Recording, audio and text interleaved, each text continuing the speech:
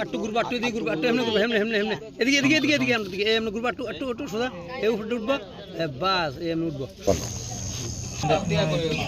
লাগানো ছিল ওই একটা লাড়ি দিয়ে ভেঙে গেছিল তো তখন আমি ওই লাড়ি দিয়ে লাগানো ছিল আমার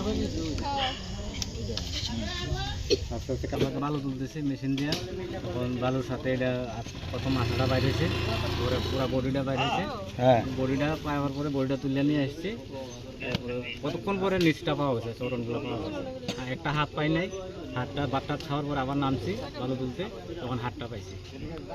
কি মনে হইতেছে আপনার এটা পাওয়াতে? কি মনে হইব ঠাকুর আমার সাথে দেখা দিয়েছে হয়তো ঠাকুরের ইচ্ছা ঠাকুর দেখা দেওয়ার জন্য জগতে আসার জন্য ঠাকুরের পূজা করার জন্য সবাই মিলে পূজা করবে। কি ঠাকুর এটা? নারায়ণ ঠাকুর। কোন জায়গায় পাইছেন এটা? এটা পাইছি বিভিন্ন স্তরের জায়গা থেকে পাইছি। আপনার নাম?